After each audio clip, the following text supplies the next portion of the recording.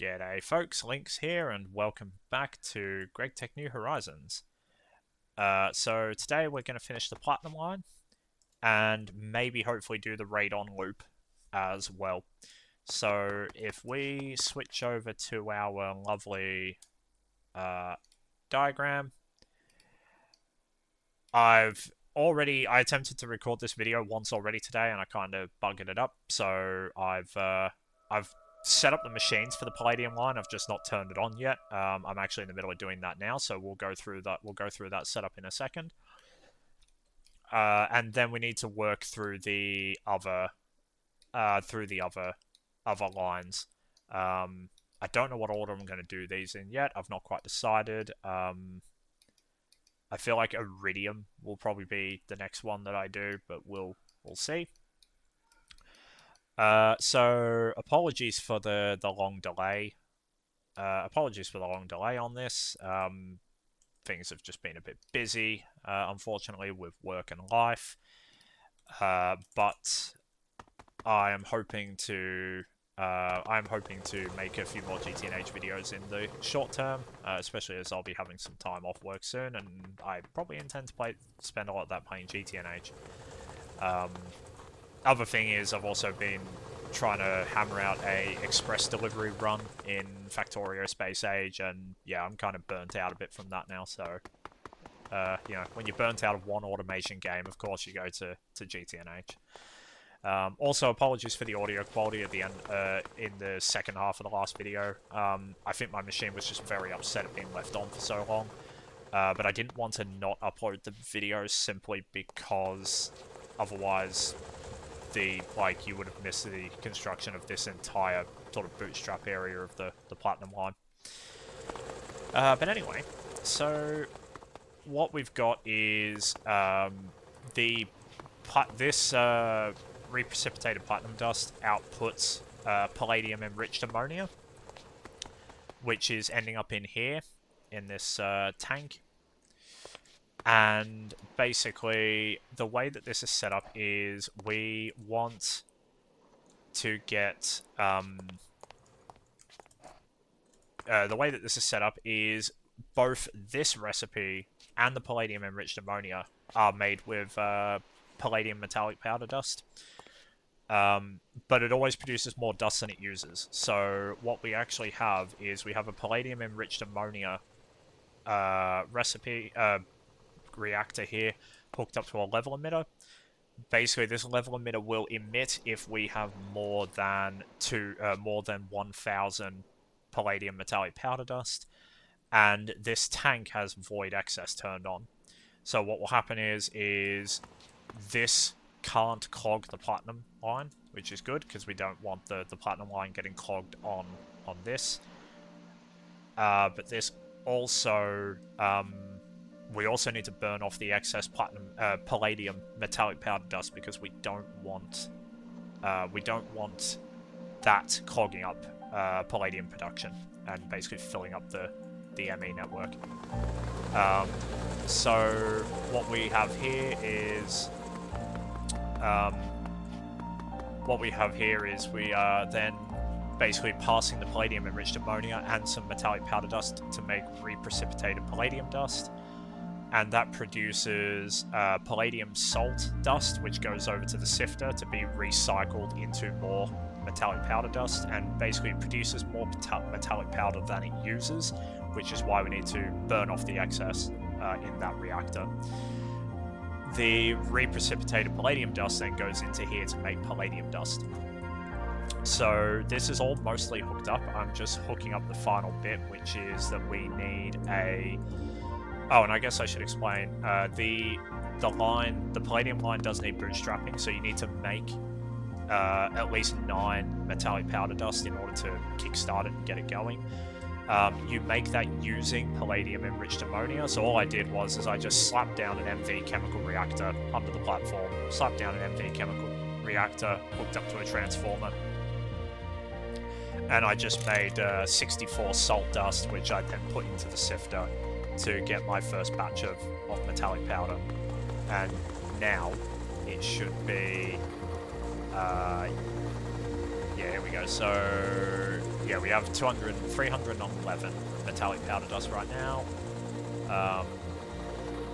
156 salt. So you can see this makes a lot of, makes a lot of stuff. So what I need to do is just get the formic acid, which requires some hatches. So we need a HV output hatch and a HV input hatch. The formic acid is only used in one place, so I think what I'm gonna do is I'm just gonna Ender IO conduit from here to output hatch.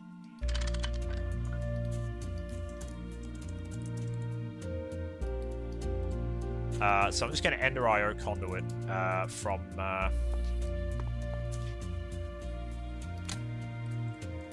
I'm just going to Ender IO conduit from the from here. So if you recall, this is a loop. So this will always this will basically never run out now that it's been primed. Actually, I don't know if it's a perfect loop, but either way, it combined with access to the mainnet, this will never stop producing formic acid. So what we can do now is, and as you can see, it doesn't take very long to make it either. So what we can do is we can put it in here, and we want that. And then basically what we want to do is we just want to go down and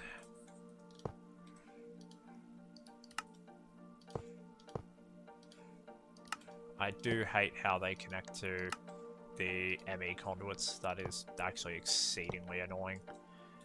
And then we should hopefully be good then, because we should be able to do this. And yeah, I was pondering doing it through the ME network, but it just doesn't actually feel worth it. So we're just gonna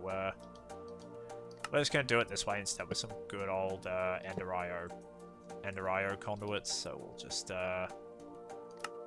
insert on brown. We'll put a formic acid filter on it just in case, and we will extract on brown.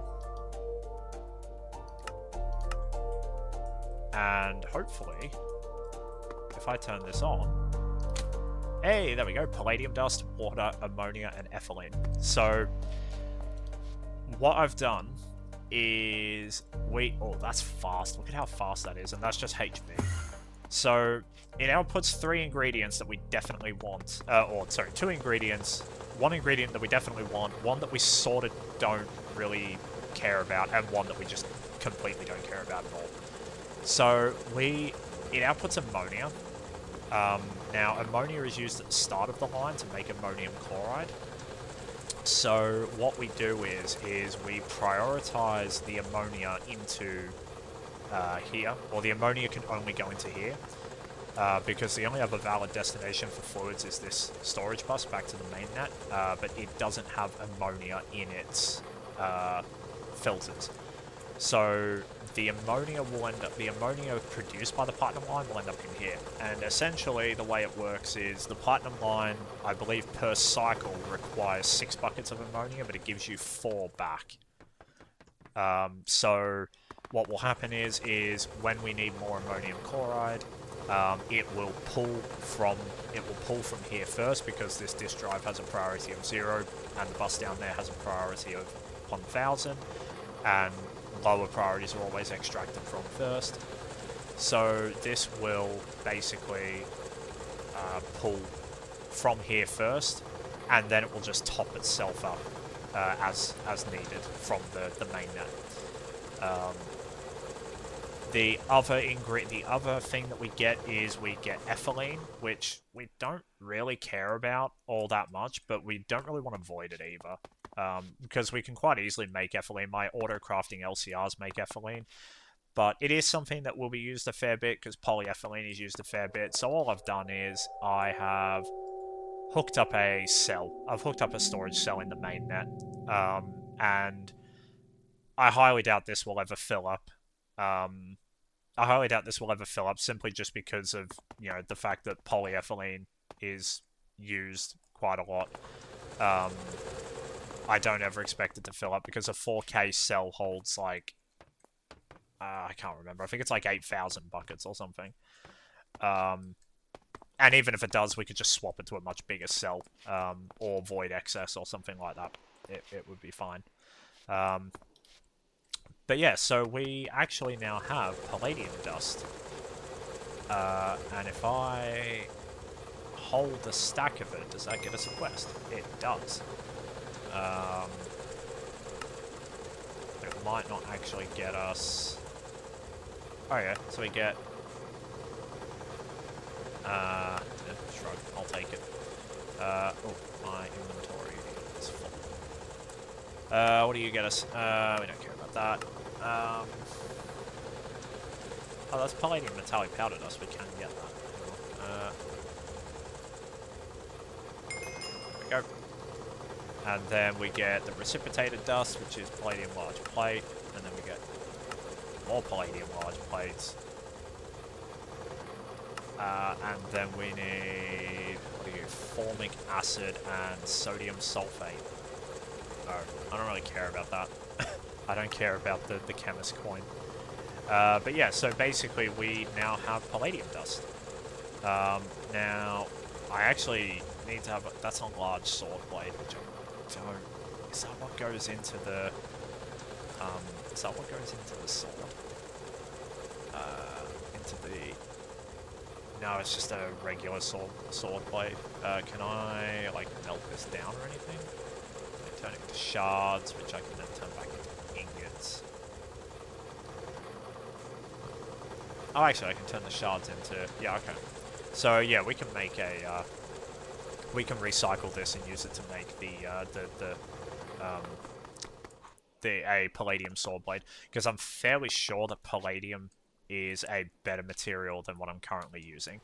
Which is... what am I currently using? I'm currently using meteoric steel, which is 12 hearts, reinforced 1 modifier.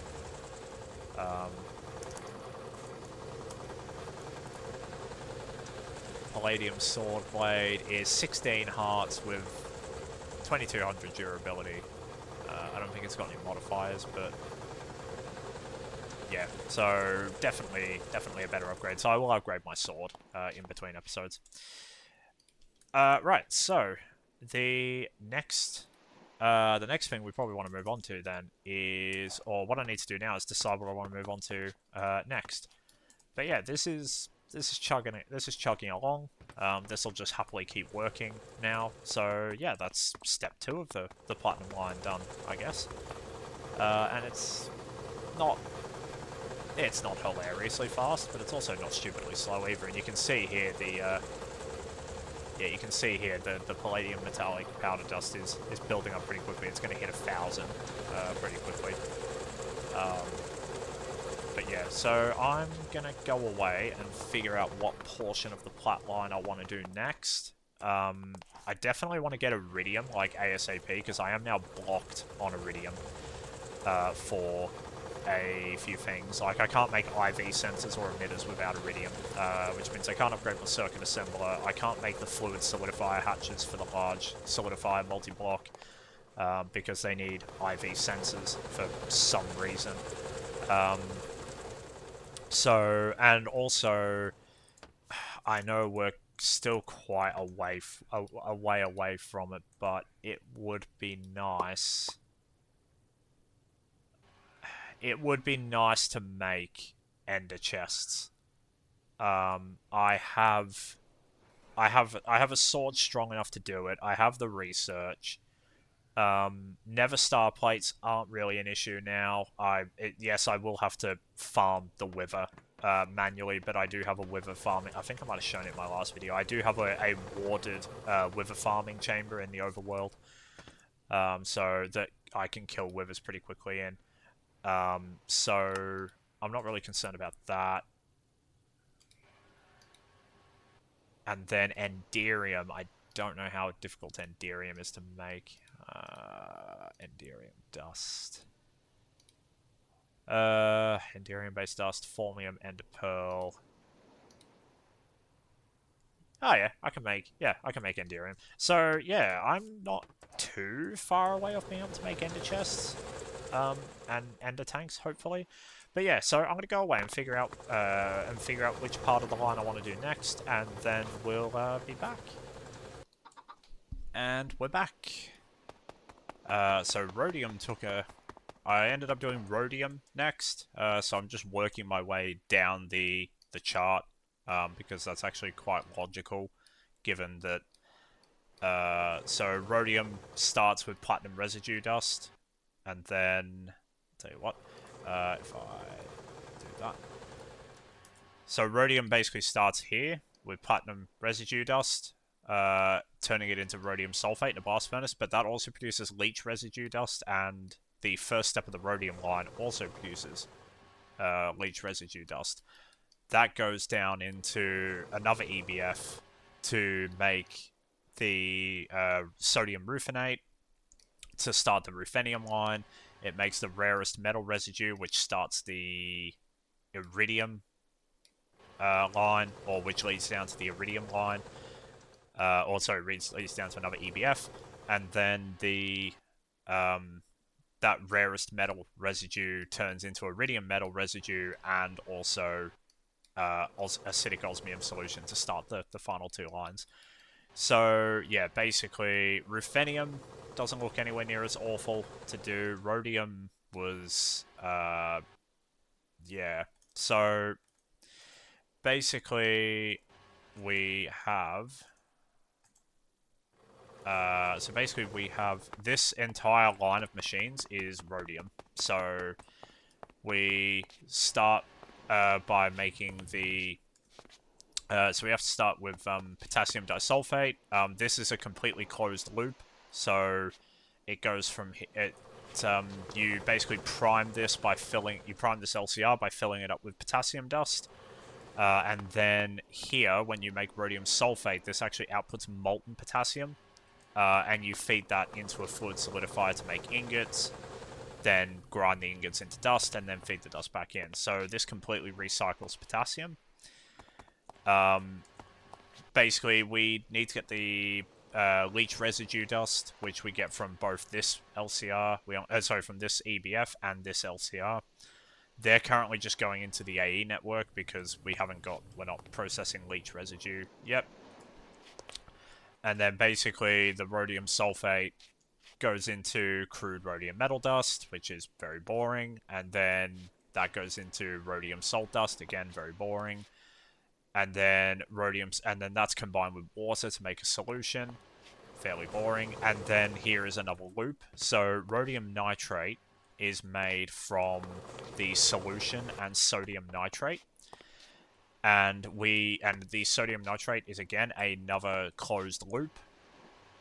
So basically this isn't crude rhodium metal dust isn't boring. It actually also has a closed loop recyclable product. So it takes it takes zinc dust and it outputs zinc sulfate, which we electrolyze in this single block electrolyzer.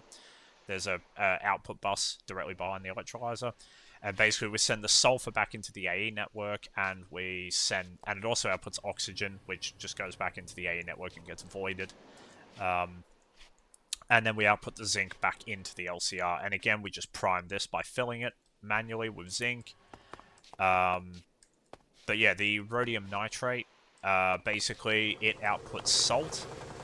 The salt goes into this electrolyzer, and then it gets sent into this, and then the sodium dust from the salt goes into this sodium nitrate LCR. The chlorine from the salt gets sent back to the AE network. And the only input, this is a recycling loop, sort of.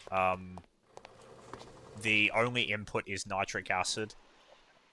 But that's fine. We make enough nitric acid. Then the rhodium nitrate goes into a sifter to make rhodium cake filter cake dust.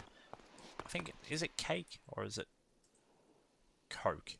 No, it is cake. That's fine. And then that goes into a mixer to make solution again. For the water for the solutions, we're just using reservoir hatches so we don't have to run water. That then goes into an LCR to make the reprecipitated rhodium dust, and then we're just wall sharing because this literally just outputs one product.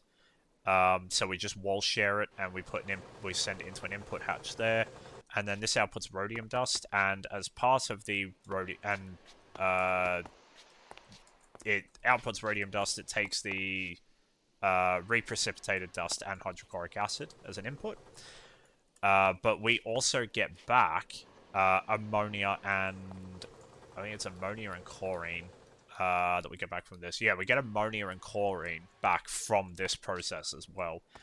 The platinum line absolutely eats ammonia. I actually do not have enough ammonia production to keep this chugging along. So that will be something I probably do between episodes, is just scale up ammonia production. But yeah, so we're actually doing... I mean, it's very chlorine efficient though. I think you only lose like 0.87 chlorine per cycle or something. Yeah, it's not 100% chlorine efficient, but it's like 99% or something. It's fairly good. But yeah, so if I grab this, we should get the rhodium skin. Yep, there we go. And what that should give us is, if we go to here, we get all of these quests. And there is quite a number of loot bags in these quests. There is an IV loot bag there, one there, one there.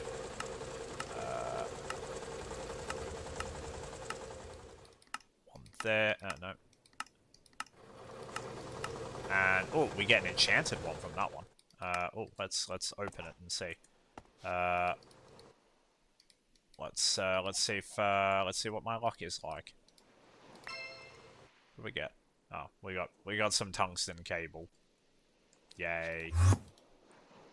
Okay, well, whatever.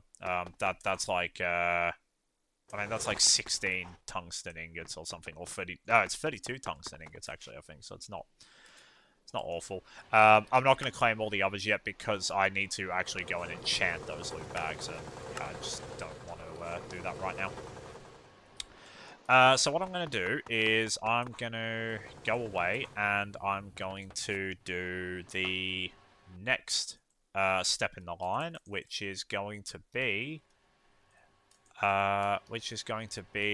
ruthenium, and that actually looks fairly easy compared to what I just went through with rhodium.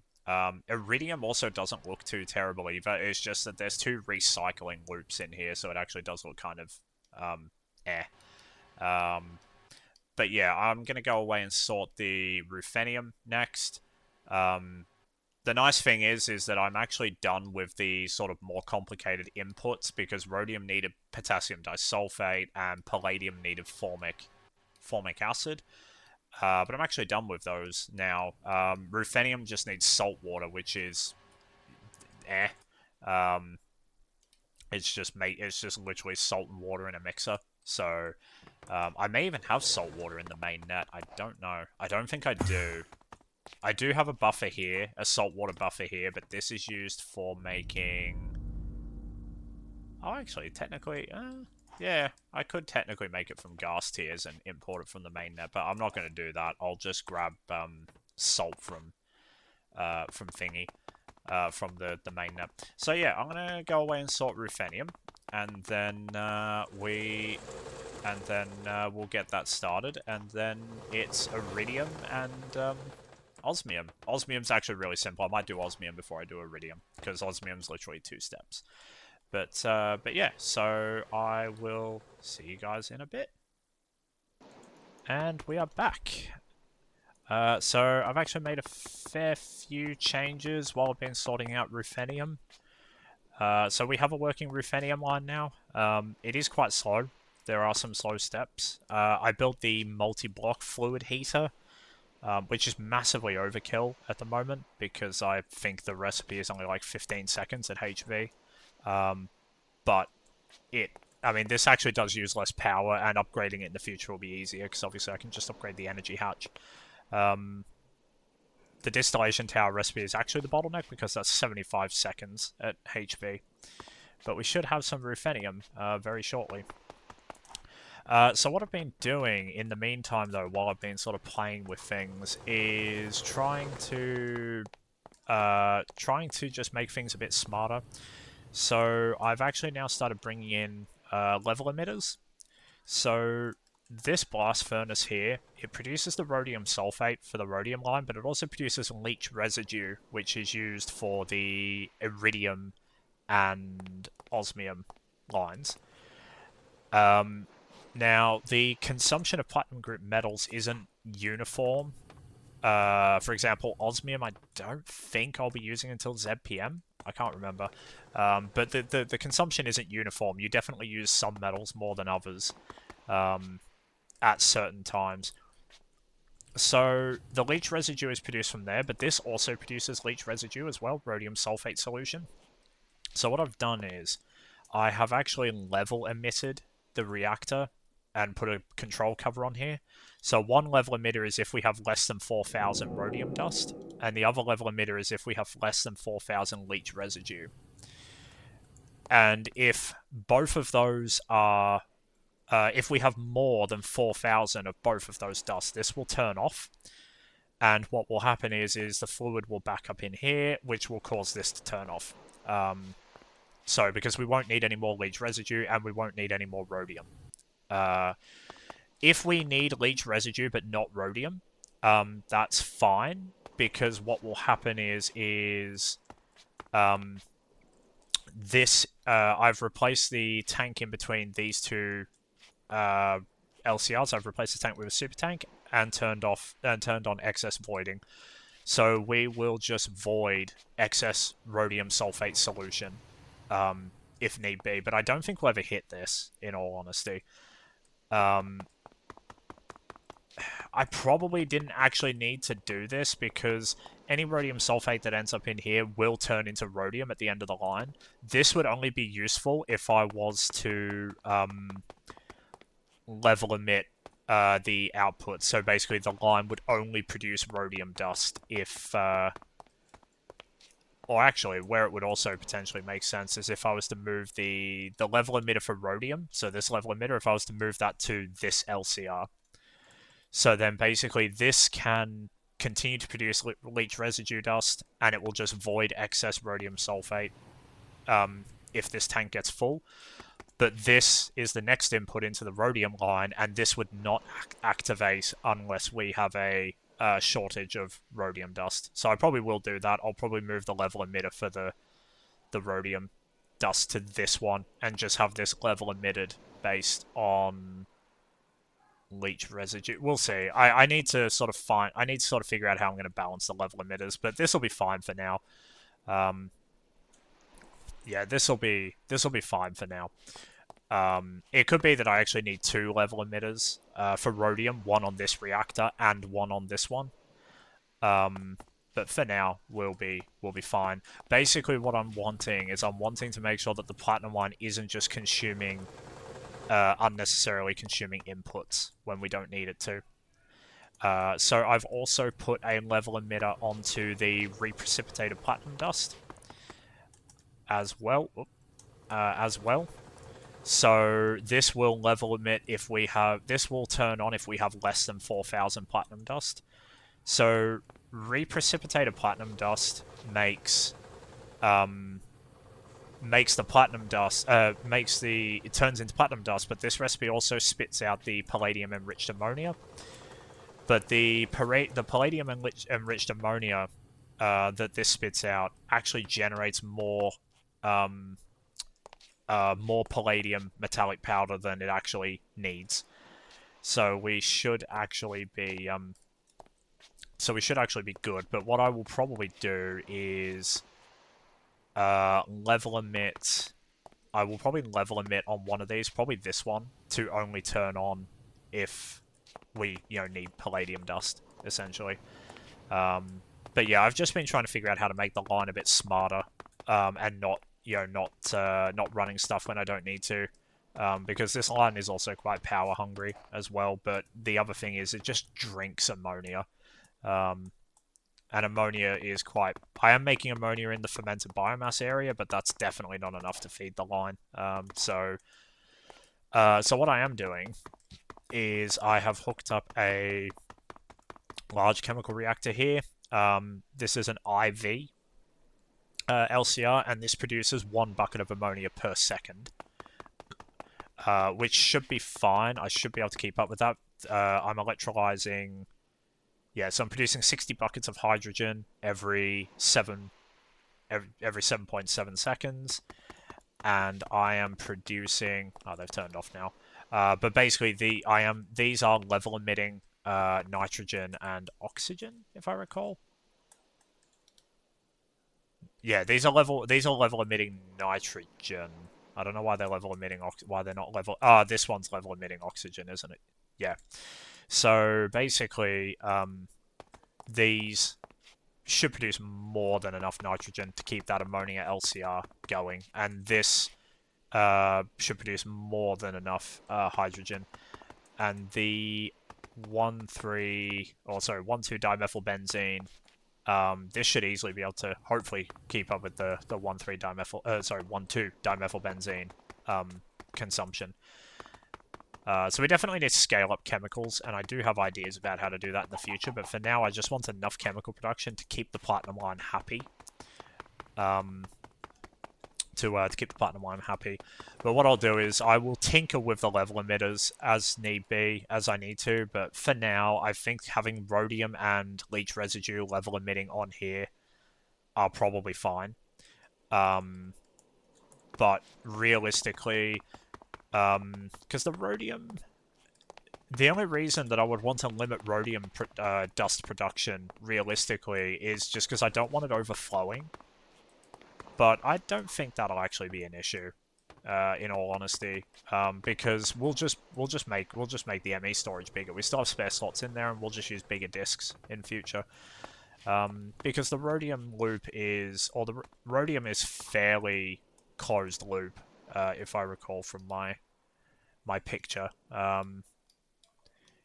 it doesn't need a lot of inputs that we don't already have renewably, and that we're not already cycling. Probably the only input it has that I would probably be slightly concerned about is nitric acid, because that is made from ammonia. But you know,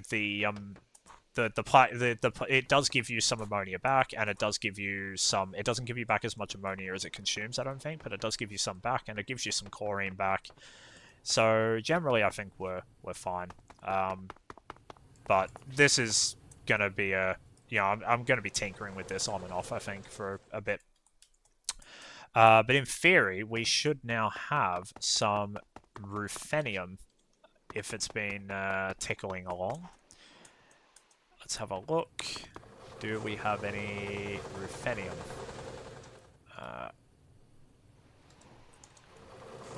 We have... No, we don't. Why don't we? Because this distillation tower should be... Oh, this isn't powered, I don't think. Yeah, that's why. The fluid solidifier isn't powered. That would help, wouldn't it? So if we do this, and we will just grab... I should have probably not used the single block fluid solidifier, but for now I don't actually need...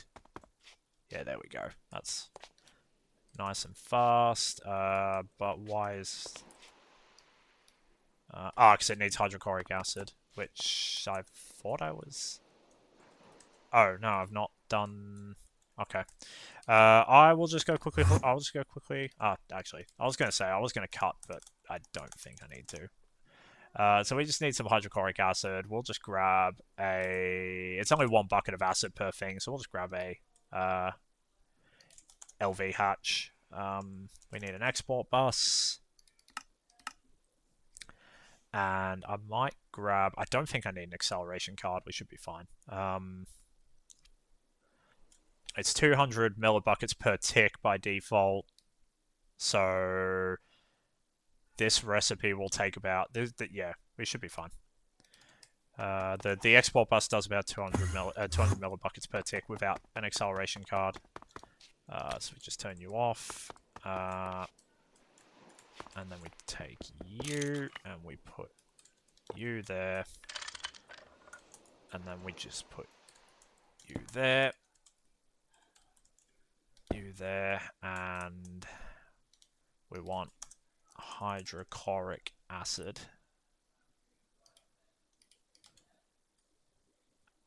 And there we go.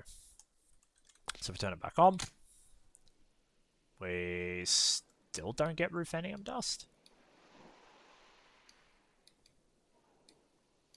Why am I still not getting ruthenium dust? So I should have ruthenium tetrox. Oh no, it's 6 buckets per. I was reading the wrong recipe. I was looking at the rhodium line in the picture. It's 6 buckets, but that's fine. So yeah, we now have ruthenium. So once we get a stack of that, we can trigger the ruthenium skip in the quest book, which will give us a load more completed quests.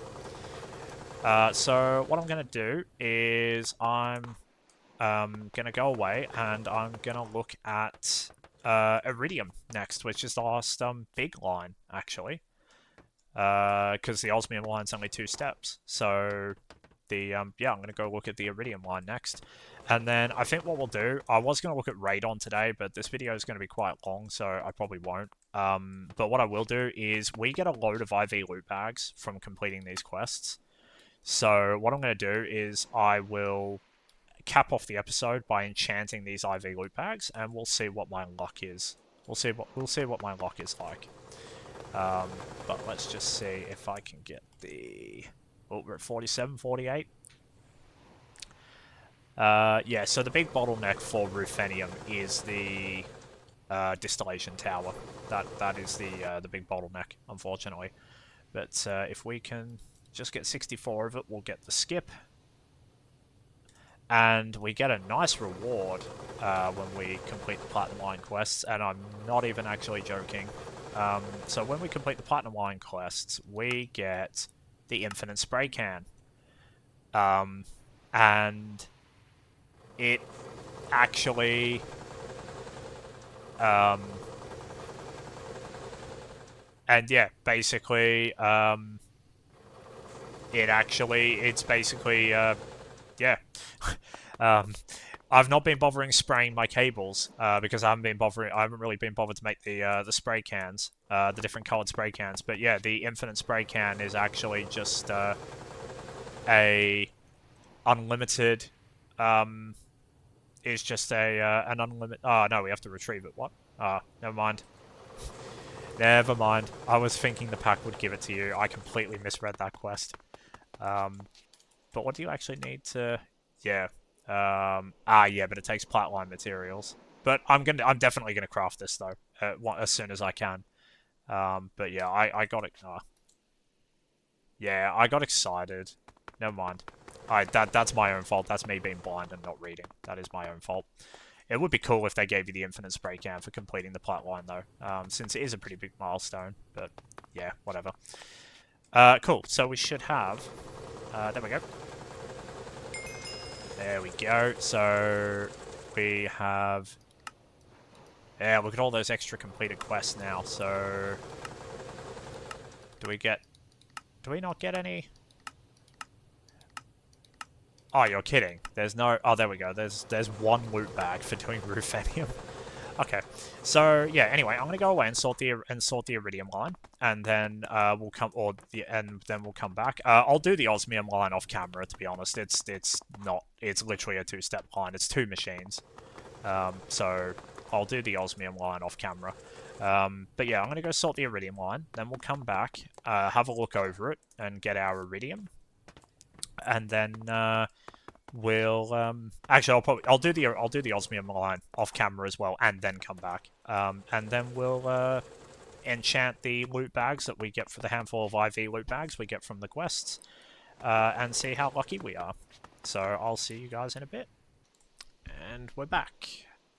So unfortunately, I didn't get quite as much done as I'd hoped. I didn't quite get the iridium line finished. I've got a really weird issue that I need to figure out with how I'm pulling chlorine from the main net into the subnet. Basically, when this blast furnace is recycling platinum metallic powder, what is happening is it should be going into the main net, but the main net is actually storing it in here, and I know that that will be happening. I don't quite know how that's happening right now. But yeah, basically, when I turn this on, I can actually see the main net's chlorine reducing, even though this is actually producing chlorine. So there's definitely something weird going on with the... fluid storage. So I'm probably going to cut the video here and see... I'm probably going to cut the video in here and try and figure it out. The line is basically finished. I haven't done osmium yet, but literally I just need to do this last chemical reactor for iridium. This is the iridium dust reactor. So I will sort that. I will sort that tomorrow. If I can, once I figure out this really weird looping issue, then I will have, then I'll share what it is. I may just have to redesign how I'm doing,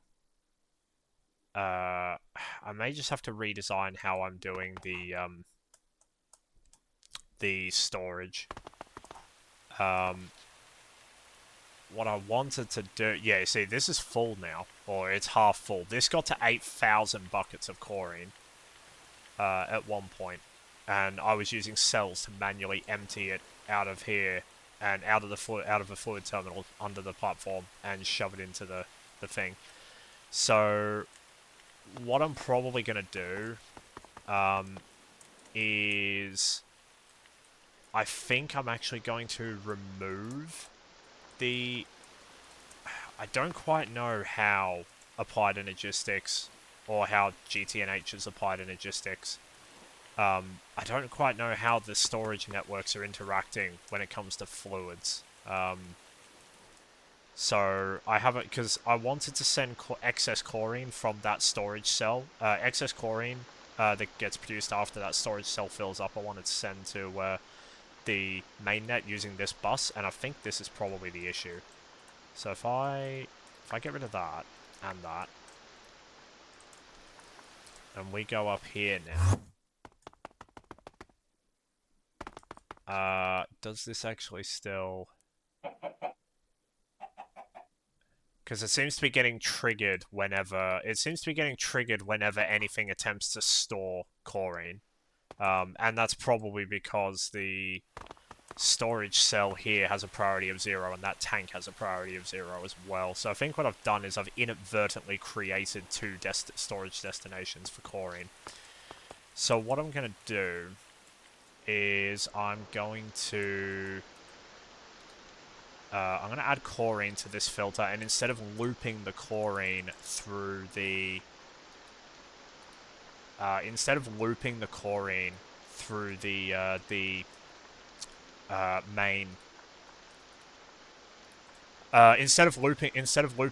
just within this subnet, I will send the excess chlorine produced from here. I will send it back to the mainnet, and we should be good.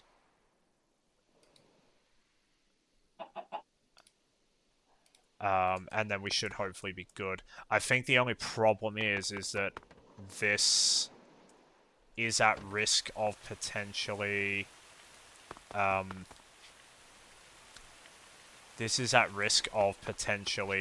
filling... of potentially blocking up, but what I might do, actually, is I might put that storage cell in here, so then this can basically have a big buffer of chlorine, so it never blocks. But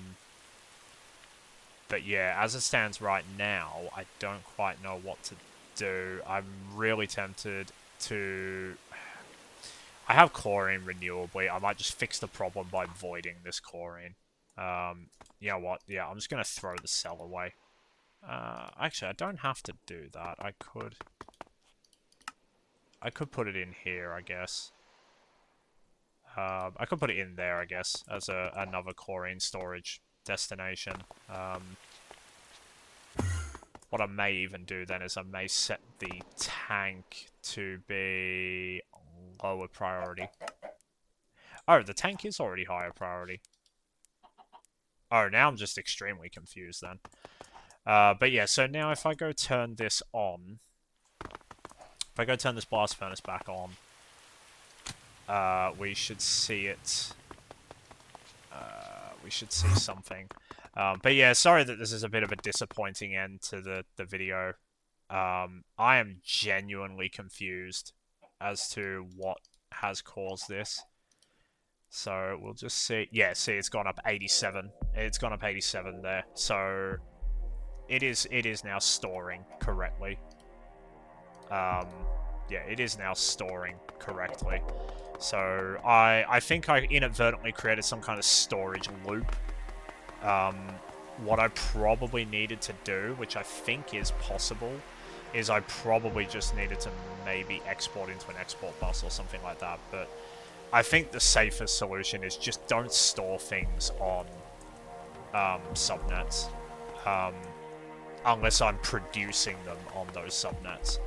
So all the platinum materials, for example, they are, and items appear to work differently than fluids, but all the like platinum materials, they are being produced on this subnet and stored in here.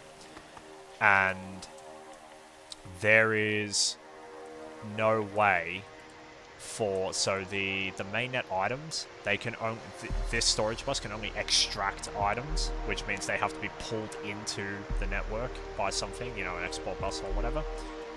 And this storage bus can only extract items from the subnet into the mainnet. So, and they're also filtered as well. But yeah, I think I somehow inadvertently created a storage loop, because I did discover that fluid storage buses don't work exactly the way I thought they did. So I think it's probably a bit of a boo-boo from me. But yeah, I'm going to end the video here. I will... Actually, I'll tell you what. I'll quickly cut, go enchant my IV loot bags, and then I will come back and open them. So I'll see you guys in a few minutes. And we'll try and end the video on a high note with some good luck. Right, see you in a minute. And we're back. So, let's see what our luck is like here. So we have 5 IV motors, and we have our books. And... let's see what we get. So let's just clear out some space. So we've got plenty of room in our inventory. Right. First one. Rare earth, engraved lapotron chips. Nah. Shrug. Next. Oh, ender chests. Hey, ender chests.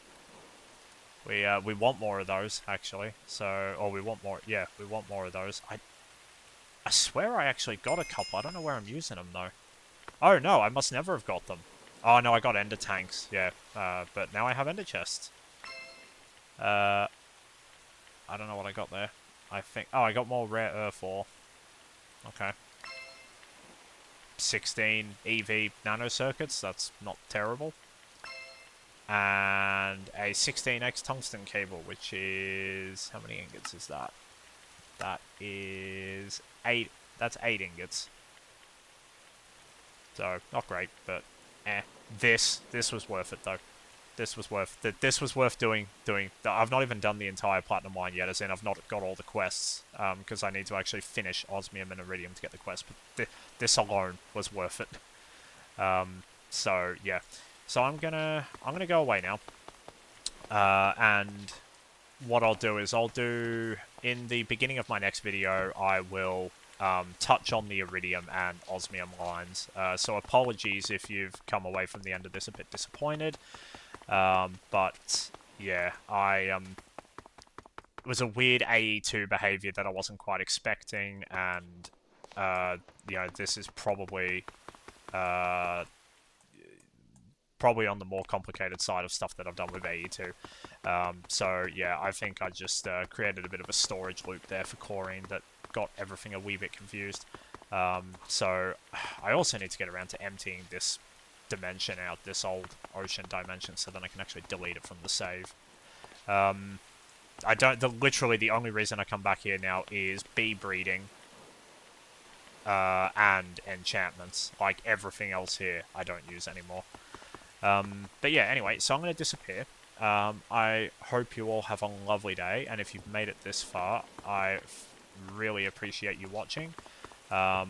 Apologies for the bit of a damp ending, unfortunately, but we got ender chests. That actually makes it all worth it, because these are a pain to craft, and we're not going to be able to make them for a while. So, yeah. Anyway, I hope you all have a good one, and I will see you later.